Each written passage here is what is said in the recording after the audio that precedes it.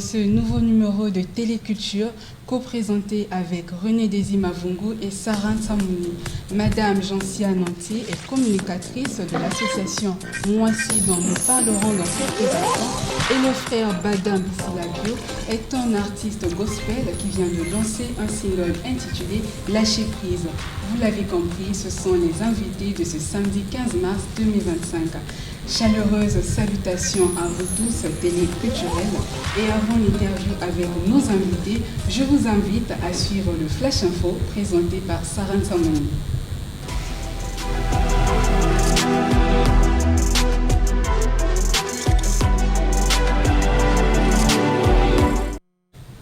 Bonjour et bienvenue au Flash Info que nous ouvrons avec cette information en rapport avec la célébration de la Journée internationale des droits des femmes.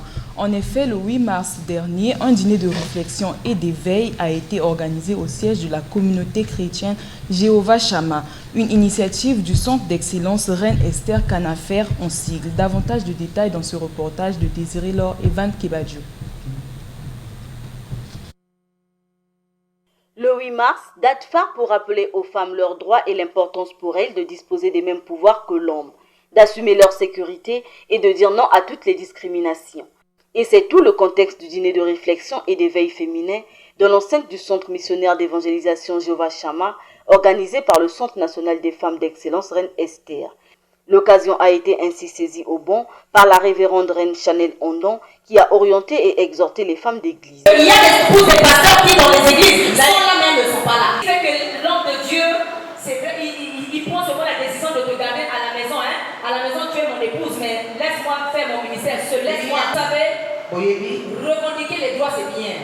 Mais se mettre au travail pour prouver que nous méritons, c'est bien. De Kinshasa en RDC et de quelques départements du Congo, ces participants ont salué autant l'initiative que les enseignements reçus. Maintenant qu'on célèbre que fête à 8 mars, comme la fête nyonso. Mais tout ça qui koye baté, les kamba 8 mars et bandaka wapi. Mais là on a sosoli, que le ko na za mwasi, et sengel na ngana bunda, et sengel na ngana za la modèle. Moi c'est ça pour la make-up té, moi c'est ça pour la beauté té. Mais moi si et bangi ay bakena kati na ye, azala ba tout. Déjà le message portait sur le rôle de la femme dans l'église et dans la société. Et quand la servante de Dieu a bien étalé qu'est-ce que le rôle de la femme dans l'église, qu'est-ce que le rôle de la femme, du serviteur de Dieu à l'église. Vraiment, c'est un message très capital, ça nous a beaucoup édifié. Ce dîner de réflexion, soulignons-le, est à sa 5e édition. Et cette fois-ci autour du thème « La femme, l'église et la société ». La prochaine rencontre se fera à Nkaï en 2026, ont annoncé les organisateurs.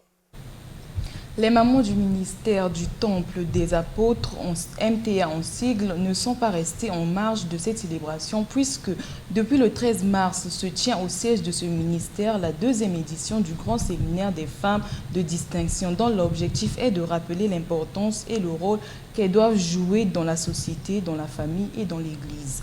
Retour sur le premier jour de ce séminaire qui prend fin aujourd'hui 15 mars. Images et commentaires Désiré Laure et Van Kebadjo.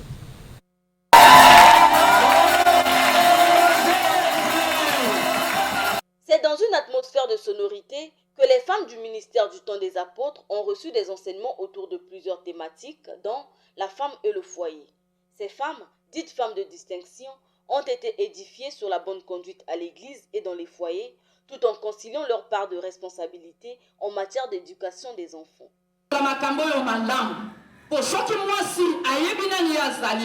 Pour moi, si ce que ton foyer, moi si la cause la moi si à qui la sénambo, moi si ce qu'on est bien si canayo, au kotambola malamu na sénambo. Alléluia. Femme a été créée à partir d'une côte de l'homme. Le rôle de la femme était de marcher à côté de l'homme, non pas derrière lui et non pas devant lui.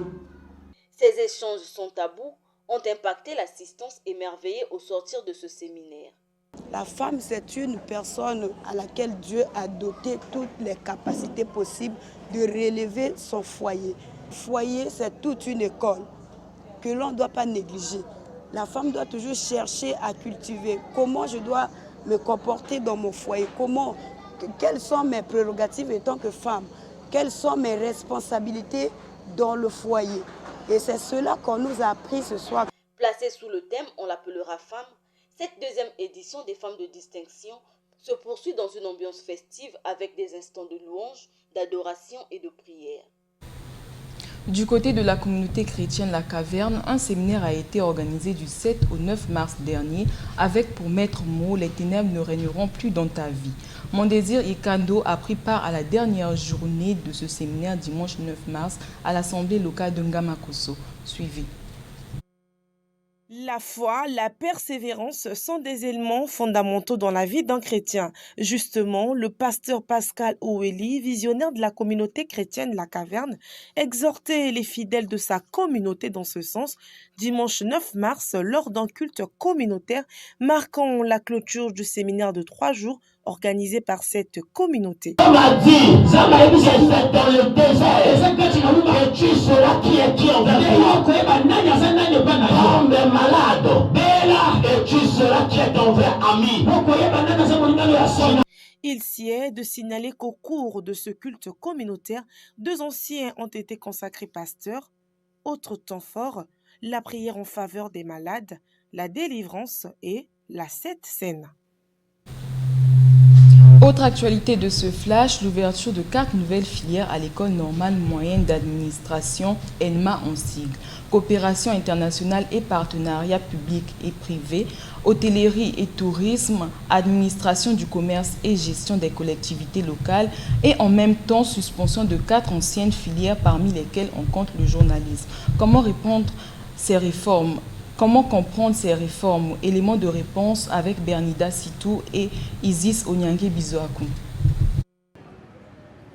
C'est une réforme importante qui vient d'être apportée à l'École nationale moyenne d'administration ENMA, placée sous tutelle du ministère de l'enseignement technique et professionnel. 4 filières à savoir journalisme, administration générale, administration scolaire et diplomatie sont suspendues. L'annonce a été faite par Christophe Lia, directeur général de l'enseignement professionnel. Nous avons constaté depuis un certain temps que les filières citées, n'est-ce pas, il n'y a plus tellement d'apprenants, n'est-ce pas, qui adhèrent à ces filières. 4 filières sont momentanément retirées, 4 autres font leur entrée. Il y a la filière de la gestion des collectivités locales, il y a la filière administration du commerce, il y a la filière tourisme et hôtellerie et il y a enfin la filière coopération internationale et partenariat public-privé. Pourquoi l'ouverture de ces nouvelles filières? C'est aussi en fonction de la demande et aussi en fonction de l'évolution de la société. À la direction des examens et concours techniques et professionnels, on procède déjà à la réception des dossiers, comptant pour les concours directs, clés d'entrée, avec les concours professionnels dans cette école. Donc je demande à tous les Congolais qui veulent s'inscrire et qui remplissent les conditions, qu'ils viennent, les filières sont ouvertes. Il est encore temps pour les candidats intéressés à candidater pour ces nouvelles filières de se rapprocher des services de la DEC technique puisque la campagne d'inscription court jusqu'au 15 avril prochain. Le concours direct est prévu du 5 au 6 août 2025 alors que le concours professionnel, lui, est prévu pour le mois de mai et ça sera donc le 9 mai prochain. Merci d'avoir suivi cette édition.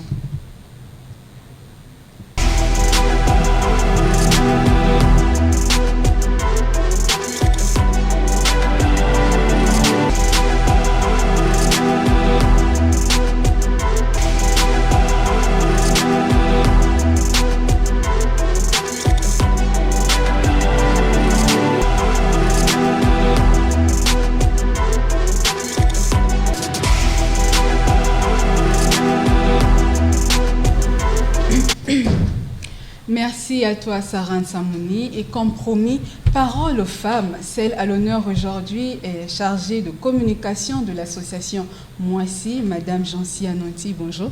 Bonjour mesdames, et nous sommes encore au mois de mars. Bonne fête à vous. Merci. Laetitia Karombo est la présidente de l'association que vous représentez sur ce plateau. A fait ses premiers pas lors d'une activité que vous avez justement organisée le 1er mars à Brazzaville. quel est le but de cette association Moissy? Est-ce que vous avez organisé cette activité à dessein du 1er mars? Très bien, merci beaucoup. Oui, Madame Laetitia est la présidente de l'association Moissy et aujourd'hui, en tant que chargée de développement et de la communication, je suis ici pour la représenter. Oui, effectivement, cela a été fait à dessein, étant donné que c'est Moissy. L'association Moissy a mis en place ce 1er mars la sortie officielle, c'est-à-dire de ces activités associatives officielles. Et donc ça a été couronné par un moment de conférence et de panel sous le thème « Comment renforcer l'autonomie financière et des compétences des femmes, surtout dans un monde en constante mutation ». Voilà. Bien dit. Et donc comment comptez-vous renforcer l'autonomisation financière pour les compétences de ces femmes? Très bien. Pour répondre d'abord à la question, il faut que nous puissions essayer de faire comprendre à ces téléspectatrices qui sont en train de nous suivre que le renforcement de l'autonomisation financière et des compétences des femmes est d'abord un processus. C'est un processus qui aide à améliorer les femmes, à comprendre, à avoir des formations et avoir des informations ainsi que des ressources. Et donc, à l'association Moissy, nous mettons en place des formations pour aider ces femmes à renforcer leur autonomie financière et acquérir des nouvelles compétences pour se préparer, bien sûr, aux exigences du monde du travail, mais aussi entrepreneuriales et surtout dans un monde en constante, perpétuelle mutation. C'est vrai que nous parlons de l'autonomisation financière de la femme en passant par l'entrepreneuriat féminin, mais aux côtés de ces femmes, il y a aussi des jeunes filles et même les enfants. Comment accompagnez-vous l'inclusion de la jeune fille au développement? L'accompagnement à l'association Moissy est d'abord pour toutes les femmes âgées de 18 à 35 ans, mais nous prenons en compte aussi ces femmes qui ont 16 ans mais qui sont déjà émancipées. Et j'aimerais ici, si vous me le permettez, expliquer brièvement quels sont les buts de l'association Moissy afin que les téléspectateurs puissent comprendre. Nous sommes là pour promouvoir, pour sensibiliser sur l'autonomisation financière des femmes. Les personnes qui sont bénéficiaires de ces formations ou encore de l'apport du soutien moral, éducatif de l'association Moissy sont les femmes qui sont dans des situations de précarité, il y a des orphelins et bien sûr toutes les personnes disposées à vouloir se former et acquérir des compétences. Nous accompagnons aussi les personnes désireuses, bien sûr, d'intégrer le réseau de l'association Moissy, parce que l'association Moissy a mis en place un réseau de chefs de femmes d'entreprise qui est là pour accompagner ces femmes par des partages d'expériences, par des conseils, du consulting et bien sûr aussi par des éléments qui sont très importants et qui, nous considérons, sont des éléments très constructifs pour pouvoir mieux s'épanouir, mais surtout commencer à accéder à une autonomie financière et surtout le renforcement des capacités et des compétences des femmes. Vous avez cité là un aspect sur le critère d'âge de la jeune fille que vous pouvez accompagner, 16 ans. Est-ce qu'on peut en savoir plus? Pourquoi uniquement cette tranche d'âge? Selon la jeunesse, c'est de 18 à 35 ans. Et comme j'ai eu à le stipuler, nous prenons en compte aussi ces femmes qui ont 16 ans, qui sont déjà émancipées, qui sont mères célibataires, qui ont besoin, elles aussi, de l'autonomie financière et doivent donc bénéficier d'un suivi et d'un accompagnement. Voilà pourquoi, même si la tranche d'âge est prévue de 18 à 35 ans, nous prenons en compte aussi ces jeunes filles, de préférence si on peut les appeler ainsi, qui ont 16 ans, mais qui sont déjà émancipées ou se retrouvent dans des situations de précarité. D'accord. Et dans notre pays, il y a des femmes qui croient encore que leur autonomisation dépend de l'homme et d'autres se disent vulnérables pour entreprendre. Quel est votre message à l'égard de ces dames? Bien, mais je pense que l'association Moissy en profite par le canal de votre émission de lancer d'abord un vif message et de faire comprendre aux femmes que ce soit le changement, que ce soit l'amélioration ou l'épanouissement, cela est une décision personnelle et ne dépend que d'elle. Aujourd'hui, on peut parler du fait qu'elle pense que les hommes sont les seuls qui peuvent les soutenir, mais il faut élargir et essayer de voir le contexte. Si aujourd'hui, on doit s'attendre à ce qu'il y ait un homme qu'il est un membre de la famille ou qui que ce soit, eh bien nous sommes ralentis dans notre épanouissement et dans notre développement. Voilà pourquoi il est très important que les femmes comprennent quelle est l'importance de l'autonomie financière. Ensuite, des renforcements de capacités afin qu'elles puissent subvenir à leurs besoins, qu'elles prennent des décisions indépendantes d'un choix ou d'une oppression de qui que ce soit ou d'un environnement, mais surtout qu'elles commencent à s'épanouir, à se connaître et à mieux entreprendre dans tout ce qu'elles font, que ce soit sur un plan professionnel, personnel ou même dans leur vie sociale de tous les jours. Laetitia, Madame Jansia Nanti, excusez-moi, l'association Moissy a été officialisée le 1er mars. Dites-nous, quelles sont déjà les actions que vous avez concrètement menées? Très bien. Les actions que nous avons eu à mener à l'association Moissy, c'est la mise en place des formations. En ce moment-ci, il y a des formations qui sont dans les métiers artisanaux. On peut citer la maroquinerie, nous avons le make-up, nous avons aussi des métiers d'orientation professionnelle tels que hôtesse d'accueil, chargée de clientèle. Nous avons aussi la fabrication de savon, de perles, d'huile. Et ça, ce sont des formations que nous avons eu à mettre en place. Ensuite, récemment, le 8 mars, pour cette belle fête, étant donné que nous sommes au mois de mars, nous sommes allés visiter les femmes qui sont à la prison, la maison d'arrêt, où nous avons eu à apporter, bien sûr, notre soutien moral indéfectible.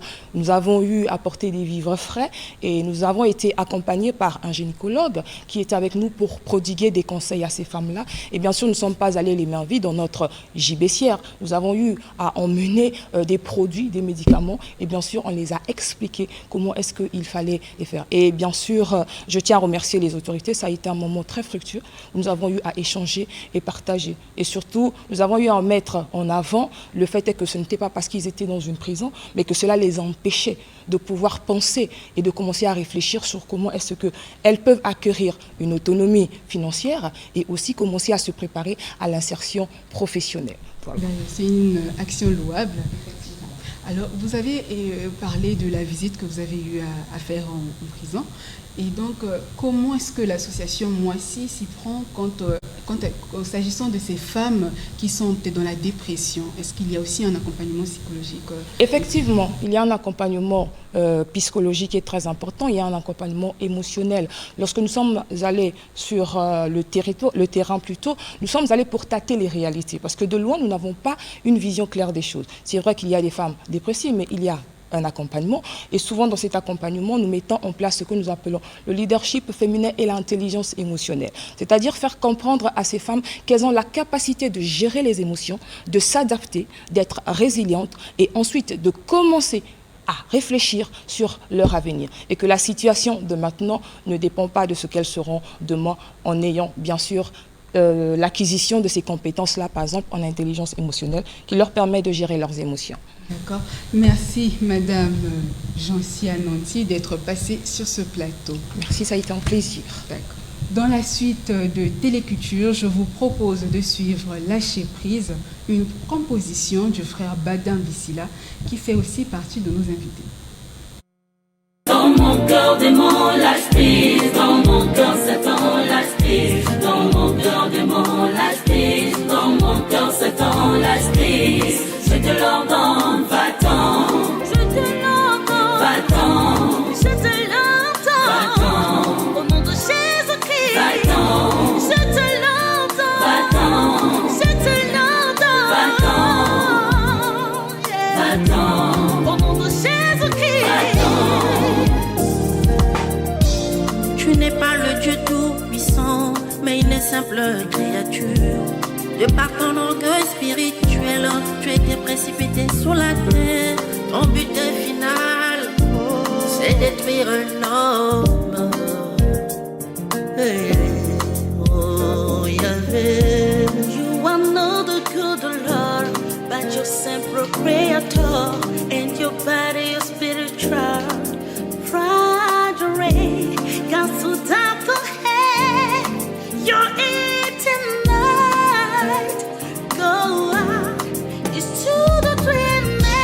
Car celui qui s'approche du chien enchaîné, il te conduira dans sa spirale de l'échec, sa spirale de la mort éternelle. Voilà, Lâcher prise, c'est votre œuvre, Frère Badin.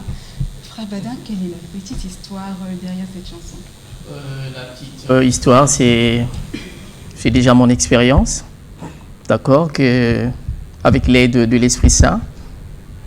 Ça résume tout en fait, le chant, c'est lâcher prise Satan. Démon yotelodito va tenir. Donc Satan, sorcier, va-t'en au nom de Jésus. Et en passant, ça fait partie de mon ministère aussi de la délivrance et libération. Donc j'ai tiré ça avec mon expérience quand je suis devant les possédés.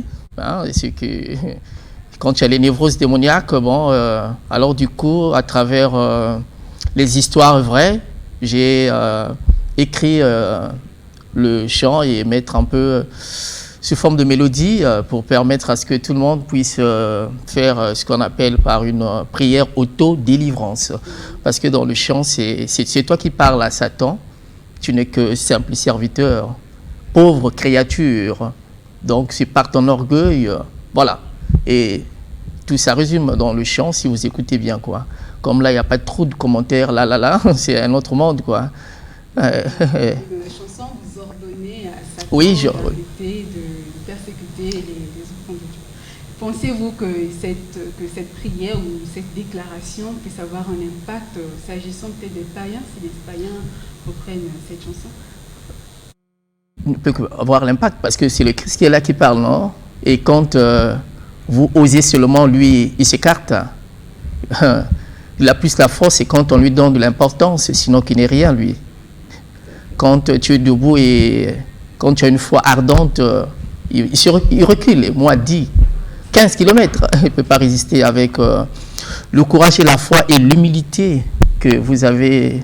Et si vous avez un esprit christique, il ne peut pas résister. Alors, qu'est-ce qui explique, Frère Badin, vous aviez déjà eu à sortir un album de 6 titres. Qu'est-ce qui explique le temps écoulé entre la sortie de votre premier album et la sortie de ce single? Bon, mais c'est l'effort personnel. Saviez-vous que c'est pas facile de faire tout?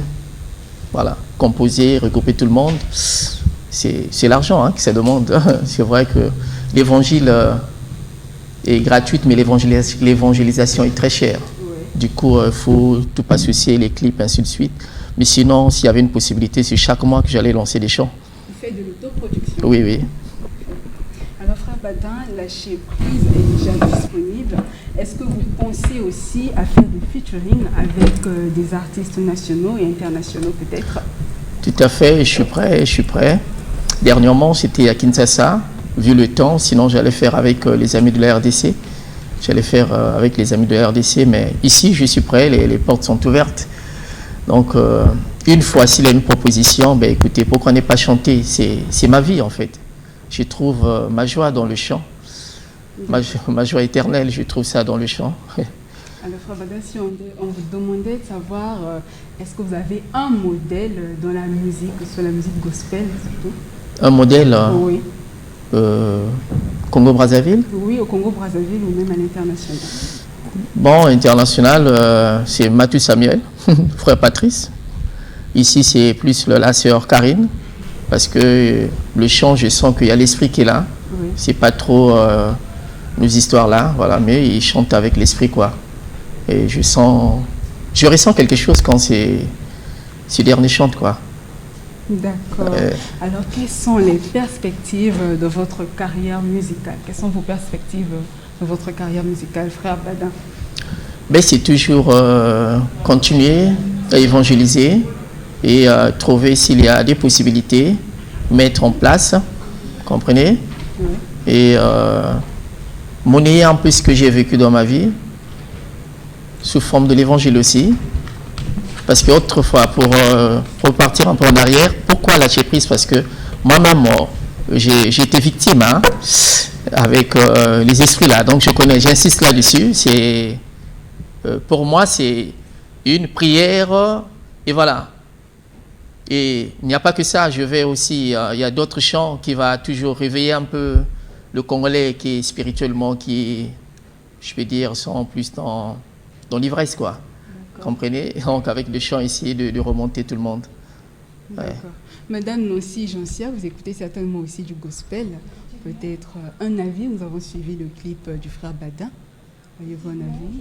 C'est une très belle adoration et mes félicitations, frère Badin, parce que, comme vous l'avez su le dire, adorer, c'est aussi une manière de prier. Et donc, moi, j'aime souvent le dire, nous n'avons pas souvent assez de temps, mais nous avons remarqué que lorsque nous sommes en train d'écouter une adoration, c'est aussi une prière que nous sommes en train de faire. Et on sent bien sûr la puissance, surtout avec les mots que vous utilisez, et cela démontre réellement de l'esprit et de la manière dont il agit en vous. En tout cas, je suis très ravie et en tout cas, je vais consommer sans modération. Oui, frère Badin, merci pour ce beau clip. J'aimerais savoir quelque chose. Est-ce que pour une personne qui est peut-être dans la distraction, une personne qui ne prie pas et qui chanterait cette chanson, est-ce qu'il y aurait vraiment le même impact que celui-là qui est conscient des paroles dites dans cette chanson? Bon, c'est un état d'abord, spirituellement c'est un état. Faut avoir quand même un état de sainteté, d'accord? C'est pas avec des 5 bières dans la tête vous chantez que le diable va s'écarter. Comprenez? Donc il y a des attitudes. Il faut d'abord avoir son cœur avec beaucoup d'humilité quand vous chantez. Et si vous donnez la place à l'Esprit Saint, c'est l'Esprit Saint qui va travailler. Parce que c'est pas l'homme qui fait face. C'est l'Esprit, vous répétez que les paroles. Après, c'est Dieu lui-même qui achève après.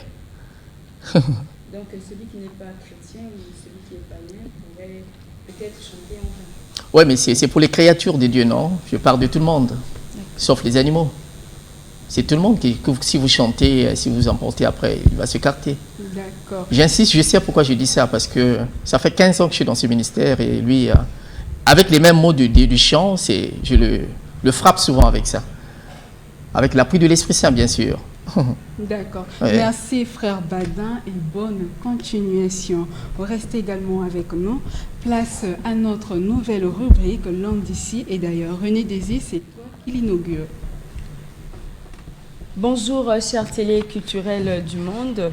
Le lingala est l'une des 10 langues les plus populaires ou parlées d'Afrique, particulièrement en République du Congo et en RDC, 2 pays qui partagent plusieurs points en commun, à l'instar du fleuve Congo, de la rumba et même des langues comme le Kituba et le lingala. D'ailleurs, pour la star musicale Fally Ipupa, le lingala, c'est la plus belle langue. Alors mes chers amis, vous qui ne comprenez pas le lingala, la plus belle langue du monde, donc j'étais en train de dire... La beauté du lingala réside aussi dans ses maximes populaires, ses expressions et proverbes, à l'instar de Mokili, Mbanga et Antaba, dont la traduction littérale en français est « le monde où la vie est comparable aux mâchoires du mouton ».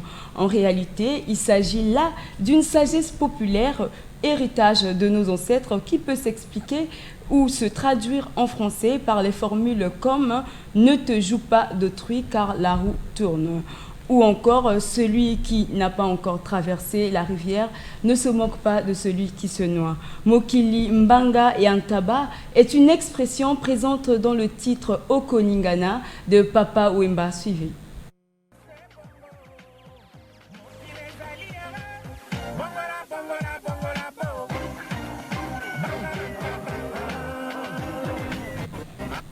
Nous sommes au mois de mars, une semaine après la célébration de la Journée internationale des droits de la femme. Alors, je profite de cette occasion pour souhaiter bonne fête à toutes les femmes qui nous suivent partout dans le monde, en particulier à Sarah Pion ainsi qu'à Madame Nanti Jansia, ici présente sur ce plateau. Vous l'avez suivi, c'était Langue d'ici, Langue d'ailleurs. Merci et à nous revoir à un prochain numéro. Merci à toi.